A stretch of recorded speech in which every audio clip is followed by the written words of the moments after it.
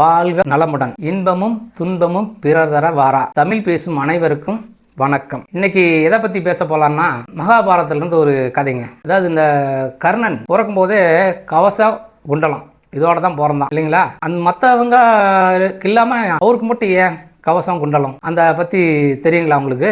எப்படி அவர் கவச குண்டலத்தோட பிறந்தான் கர்ணன் அப்படின்னு அதை பத்தி சொல்றேன் கேளுங்க. சகசர கவசன் அப்படிங்கிற ஒரு அசுரன் இருந்தான் ஒரு காலத்துல.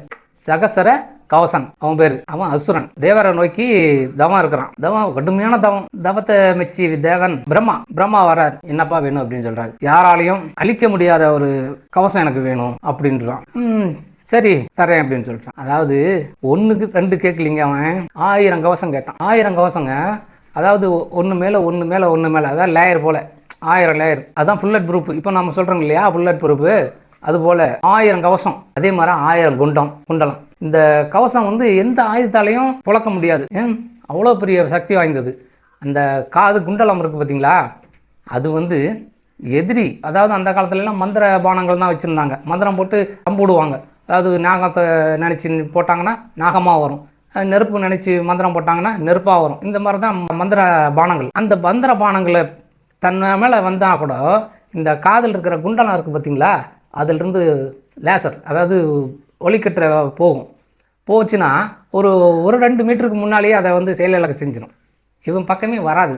அந்த அளவுக்கு சக்தி வாய்ந்தது அது குண்டலம். கவசம் எந்த ஆயுதத்தாலையும் தகர்க்க முடியாது.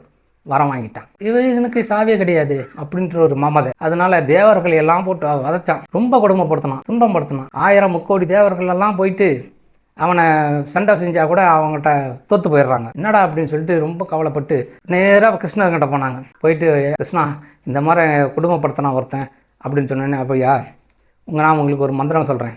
அந்த மந்திரத்தை 12 வருஷம் அந்த மந்திரத்தை ஜபிச்சு தவம் பண்ணணும். தவம் பண்ணிவிட்டு அவங்ககிட்ட போய் சண்டை பண்ணுங்க அப்படின்னு சொன்னார். அதாவது அந்த மந்திரத்தை, அதாவது கிருஷ்ணன் சொன்ன மந்திரத்தை 12 வருஷம் ஜபம் பண்ணணும், சொல்லி தவம் பண்ணணும். தவம் பண்ணி முடிச்சுட்டு அவங்ககிட்ட போய் சண்டை போடணும். சண்டை பண்ணால் 1 நாள் 2 நாள் சண்டை இல்லைங்க, அதுவும் 12 வருஷம். இந்த 12 வருஷம் சண்டை போட்டால் தான் ஒரு கவசம் ஒரு குண்டலத்தையும் எடுக்க முடியும். 12 வருஷம் தவம், 12 வருஷம் சண்டை, 24 வருஷம் ஆனால் தான் ஒரு கவசத்தையும் ஒரு குண்டலத்தையும் காலி பண்ண முடியும்.